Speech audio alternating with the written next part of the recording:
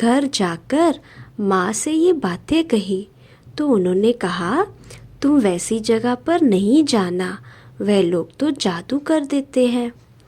ठीक है, आगे से नहीं जाऊंगी, ऐसा कहकर सो गई। फिर सुबह 4 बजे कोई आकर हिलाने लगे और कहने लगे कि उठो, यही समय है, वहाँ चलो, तुम्हें मैं लेने आया हूँ। मैं कहती थी, मुझे नहीं जाना है, मुझे नहीं मरना है। रोज मुझे यही होता रहा। 3 दिन बाद मैं वहाँ गई और उस बहन से कहने लगी कि मैं जैसी थी वैसी बना दो। उन्होंने कहा, आपको क्या हुआ है? मैंने कहा, रोज़ ऐसा होता है, कोई कहता है मैं तुमको लेने आया हूँ, चलो, मैं जाना नहीं चाहती हूँ।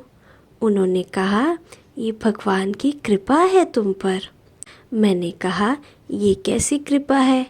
रोज़ मैं 8 बजे उठने वाली सुबह 4 बजे आकर मुझे उठाना, मेरी नींद फिटाना, ये कौन सी कृपा है? फिर उन्होंने कहा, तुम 7 दिन का कोर्स करो, सब ठीक हो जाएगा।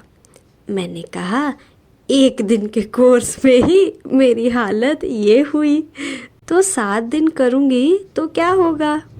फिर उन्होंने कहा, तुम भगवान से मिलो, उनकी गोद लो तो स्वर्ग की मालिक बनोगी।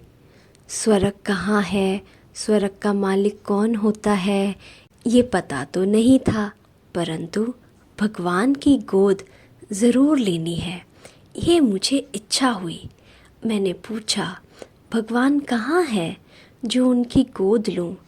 उन्होंने कहा, माउंट आबू में। मुझे मन में लग गया कि माउंट आबू जाना है, माउंट आबू जाना है, भगवान की गोद लेनी है। वह बहनें ये भी कहती थी कि विनाश होना है। मेरे मन में यही आता था कि विनाश होने से पहले मुझे भगवान की गोद लेनी है, मुझे भगवान की गोद लेनी है। उस समय मैं मैट्रिक में पढ़ रही थी। मैंने पिताजी से कहा, मुझे माउंट आबू जाना है। उन्होंने कहा, अभी तुम्हें पढ़ना है, पहले पढ़ो, कहीं मैं सच में ही यहाँ से चली ना जाऊँ।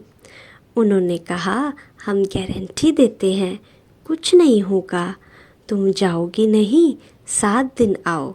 फिर मैं 7 दिन गई। माउंट आबू जाने की बात मत कहो। उन्होंने कहा, पहले पढ़ाई पूरी करो, बाद में आबू जाने की बात। फिर पढ़ाई पूरी कर ली, परीक्षा भी दे दी। उसके बाद मैं सबको बोलने लगी कि मैं माउंट आबू जाऊंगी, मैं माउंट आबू जाऊंगी। मैंने सफ़ेद कपड़े आदि सब तैयार करके रखे। मेरे रिश्तेदारों में जीजाजी थे, वे ज्ञान में चलते थे। उन्होंने कहा, आप माउंट आबू चलो।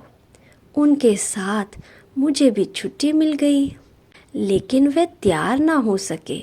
मैं अकेली निकल पड़ी। ये मेरी ज़िंदगी में पहली बार था जो मैं माँ बाप को छोड़कर अकेली जा रही थी। चली तो बहुत खुशी खुशी से, पर जब गाड़ी चली तो रोना शुरू हो गया। फिर दिल्ली आया तो वहाँ से कुछ बहनें भी साथ में चली। हम आबू रोड पहुँच गए। उस समय अंबाजी का मेला चल रहा था। सब बसें वहीं जा रही थी। आबू के लिए बस नहीं थी। आखिर 8 बजे एक बस आबू के लिए निकली।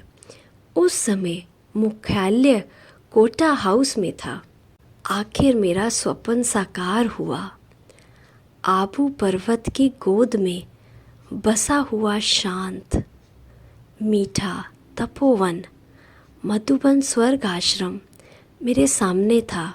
मधुर मुस्कान से मेरा स्वागत किया, परंतु मेरी नज़रें तो इस मधुबन रूपी सुंदर डब्बी के अंदर रहने वाले उस कोहिनूर हीरे को ढूंढ रही थी, जिससे मिलने को मैं व्याकुल थी।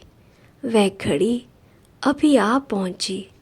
मैंने अंदर कदम रखा तो मुझे ऐसा लगा सफ़ेद वस्त्रधारी बहनें व भाइयों के तपस्वी चेहरों ने कि मैं यहाँ की हर चीज़ और हर व्यक्ति से पहले से ही परिचित हूँ।